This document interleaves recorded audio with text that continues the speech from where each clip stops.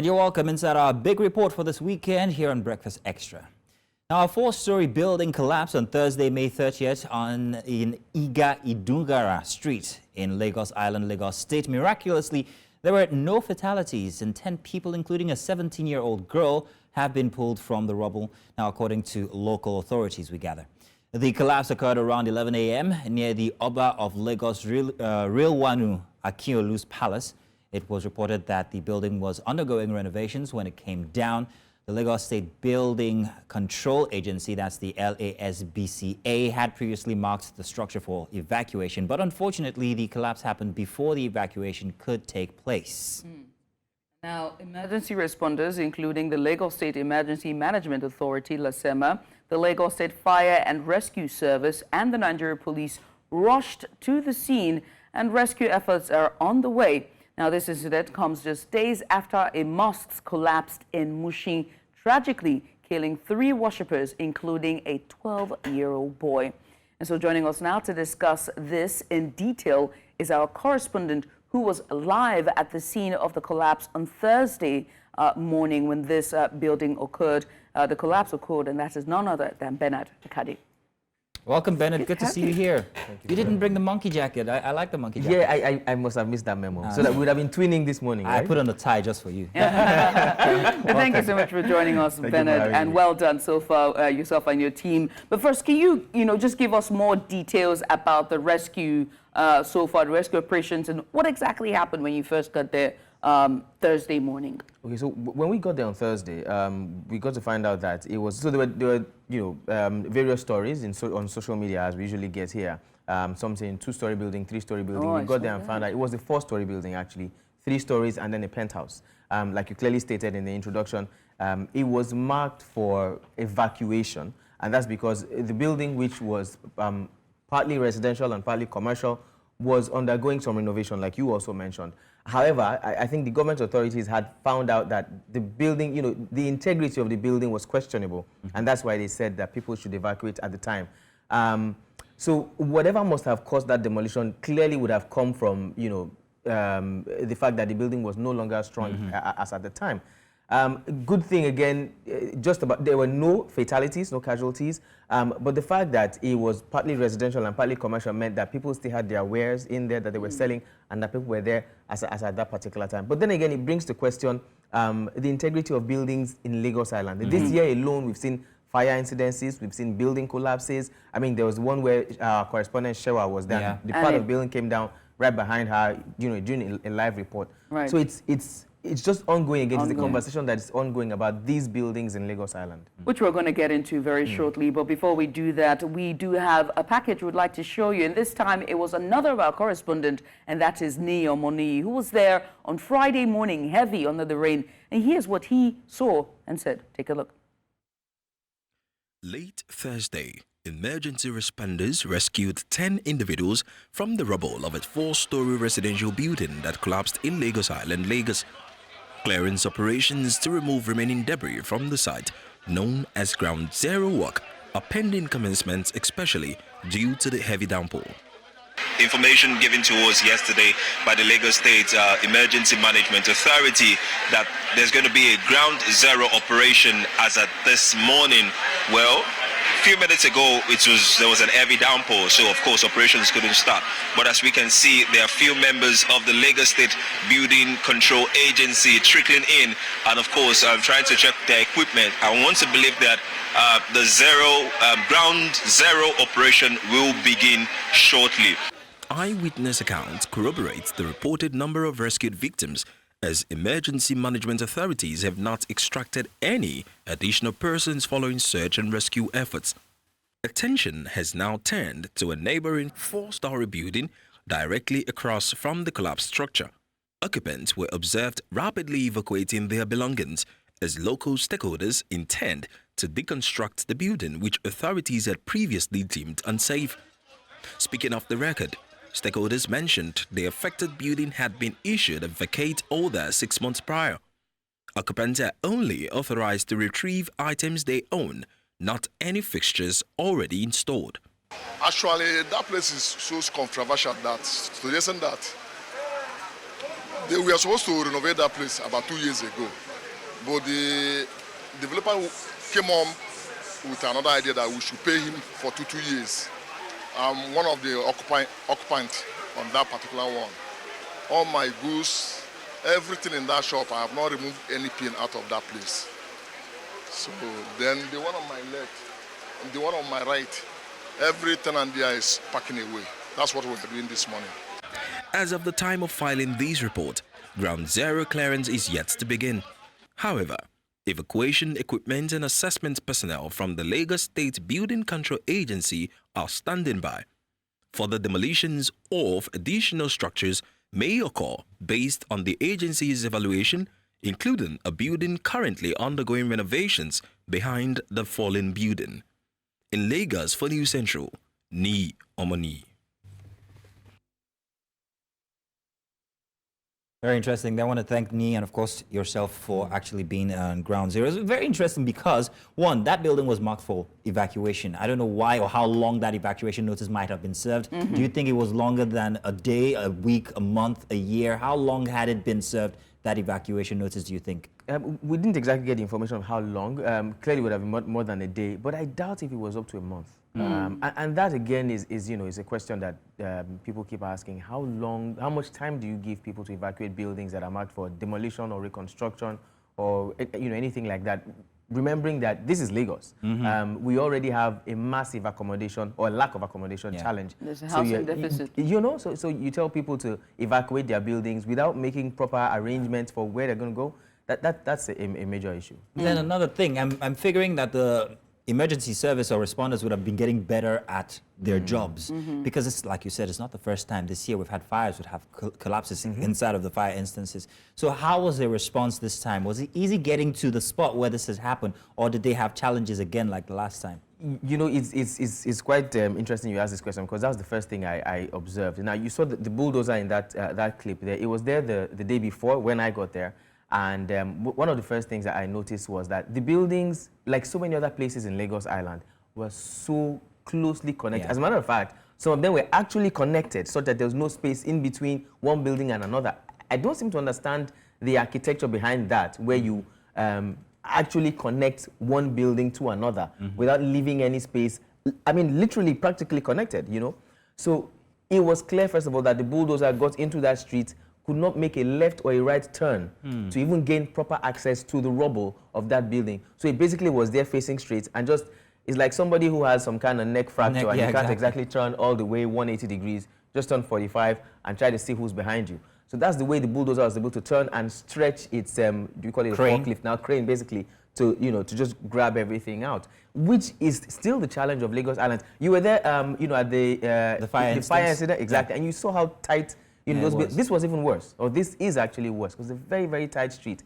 So the first thing is rescue workers getting there on time. They claimed they got there on time. They got there before us, so they claimed they got there on time.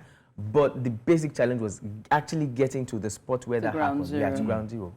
I mean, let's talk about looking ahead, right? What are the steps, next steps for the authorities and the affected, residents in terms of safety and rebuilding, right? These people are now displaced. More buildings from Ani's report, and what you've said is that they're still going to be raised down. What's going to happen in terms of safety for those that are around ground zero, as well as the authorities themselves? What steps are they taking? Are they going to go to other buildings to start to mark and also test integrity? It's funny that we're doing this now, you know what I mean? But there we are. Yeah, more reactive than proactive, actually. There we go. So unfortunately, I'm sorry, but we bring this back up again. We've seen this, time and time again, and then it's like we're not learning anything from it, unfortunately. So a building goes down, a building, catches on fire, and then we begin to test the integrity of other buildings. This should have been done way before. And then now there's going to be some kind of a rush to see how they can get people out of those buildings and test them. Now, concerning safety of the people, sadly, it's like the people have to source their own safety because we've been seeing this over and over again. So the people have to know how to keep themselves safe in cases like this, or to even avoid or prevent cases like this. But now it's looking like it's almost too late because these buildings have been constructed already. Where was the government when people were building, constructing buildings that were less than 1 meter apart, right? Where were the authorities not telling them that, look, this is a safety issue? now you're going to, and then some of these buildings you have, like that one was a 3-story building with a penthouse, basement commercial, the other 2-story buildings residential, and then the penthouse residential. In one of the floors you can have like 5 to 10 rooms, and you have people accommodating those 5 to 10 rooms, families accommodating those 5 to 10 rooms. So say a family of 2 or 3 at the minimum in 5 rooms each, and you have that for 2 stories, and then a penthouse. My arithmetic is not so fantastic, but then that gives you almost 50 people, you know, and then you tell them you have to live here in less than a month. Where are they going to go? It's also, coming back to you again, it's also an issue of safety, how they're even going to evacuate, you know, those places. And then when these buildings are being brought down eventually, because of how closely connected the other ones are, there is almost no way that those buildings will not be affected. Already now, because of the collapse of this one, they have to test 3 other buildings that are at least 3 or 4 stories high to be sure that those buildings, their integrities are still intact. And if most likely they are not, it means 3 other 2 or 3-story buildings are going to come down. I mean, it now begs to ask the question, and hopefully, you know, when we are back at our production desk, it will be a conversation where we'll bring, you know, the Lagos State Board and, you know, full control find out for how exactly they test how these this buildings? testing is really, because I've had the privilege of working at the Central Business District, which is just very close to Lagos Island, where this has happened. And when you are at the, you know, the story, there are like 10-story buildings and working there, and you look out the window, you are appalled and marveled at how these houses are built so closely. Yeah. And this used to be an influential area early on post-independence, right? Can I jump on that and say something? And it's slowly just spread out. It's I wanted to wild. say, when you asked exactly how can these buildings be a meter apart, that's how it started. The point is, these were not actually meant to be risen beyond maybe a story or 2, but because people prospered in the area of, or in the era of the 80s and the 90s, you had families with sons who wanted to show that my father's house is bigger than yours. They added floors to it. Now, these 5 or 4-story buildings are this close to each other, no ventilation. You're wondering how this person breathes and doesn't breathe the other person's air. It's so close, that's one thing. together. However, now the question is, since you've been, this is the start of this year, and we've all been witness to this, Lagos Island is a unique place with the houses the way it is. Right. Would you say, in your opinion, as a reporter, as a news person, that you think there needs to be a structural rearrangement of the entire Lagos Island? I'm talking about Idumota, I'm talking about Jankara, I'm talking about everything. Mushin, throw Mushin in there. Mushin is, Throw Mushin in there. when they come to carry you, they should. I didn't say. But do you think that we should? It deserves a critical look structurally, that Lagos State really needs to say, okay, fine, we'll provide you guys with perhaps maybe places to stay while we restructure Lagos Island. And I think the same is going to happen to places like Ajegunle. Yeah. So it's going to be very, very difficult to do for political reasons and of course for structural reasons. I'll start with the structural reasons before I go to political reasons. Structural reasons, first of all, like we've been discussing, when you say you want to restructure a place like Lagos Island, it means you're going to displace these families. Do we have a proper place to move them to? We've seen time and time again that this has not been the case. You know, you move people from back in the 70s or in the 80s when people were moved from Morocco. You know, we saw what happened in the 80s. Late 80s into the 90s. Exactly. You know, we saw what happened to the Morocco movement. Some of those people were the ones who spilled over to Jakonde. We're seeing what's happening to them again in Jakonde. Yeah, and they're going to spill over to Ekpe, and they move on. In a period of about 30 years. And these places were not even as big as Lagos Island or as populated, densely populated as Lagos Island. So structurally, that's going to be a huge challenge. Now, the political part, Lagos Island is pretty much the soul of Lagos State in terms of indigenship. Yes. Right? So you have people from Lagos Island who make it into the State House of Assemblies, who even become the governors or the deputy governors, who are picked for top places, who become vice chancellors of state universities. You know, and all these things. Can't touch my father's house. Exactly, which means they are hugely influential, right? So it is going to be very difficult for the state government to even commence conversations around these things. But then, without taking nothing away, you clearly hit the nail on the head. There has to be something done about Lagos Island. We cannot continue to have, reactive measures rather than proactive measures. But the only way we can be proactive is to go in there and look at the structure and see how the place has to be decongested. It has to be decongested. I mean, it now points to a broader concern, which is a housing deficit. Yeah. And I think conversation needs to start to be had about decentralizing Lagos. I'm sorry, we can't mince words anymore. It has to be had. we need to find a way to decongest and decentralize Lagos. Lagos is densely populated, and over time, and I think the only way that could happen is when it starts from the center, and that's the head. But Judith, when you start to but question here, and for you, Bernard, is it a housing problem? Is it a housing deficit? Is it a housing population inside of Lagos Island, or a commercial one? No, ask that question. Yeah. So which is why I'm going to answer with, I think, is an economical problem, economical problem in terms of the laws that are being made and the priorities that are being had. So if you start to open ports and you start to, for example, back in the day, the North was known for its granite pyramids, the South was, or the East was known for its, coal. And, so those were places, and then in the South, there was oil and there was farming as well. So, so people have option of moving to these other places. Yeah, and I know back in school, I went to a federal government girls' college, right? And I met girls who lived in, Benue, who lived in Niger. They lived in all those states, and they came from everywhere to go to school, and they were perfectly fine. They were middle class, they were perfectly fine. They had parents who were professors and teachers and lawyers and doctors who were doing really well. And so I think that conversation needs to be had at a broader and, from the top down to the bottom. It's a huge conversation that has to, that would spread definitely, which definitely means that the governors of each and every state will have to find a way to develop their states such that it attracts investment, such that people actually would want to come. It will be attractive, not just for foreigners, but even for local investments, and then for people to go there and live in and working. But starting from Lagos, what we talked about, yes, Lagos has a population issue, but I think largely Nigeria, and I studied sociology in school, and there was population in demography that we did, and demography largely is about numbers, not even just the people. Yeah. But the problem now is that if you calculate the number of Nigerians based on what we get in our figures, with the landmass that we have, there actually is space. There is space. The problem is that the people are too concentrated in certain places. Regulation. So exactly, regulation one, and then spreading of population. So even in Lagos, and I think it's beginning to happen, it's slower than we expected it to, it needs to speed up. Places like Badagry, right, that actually we can create ports in these places.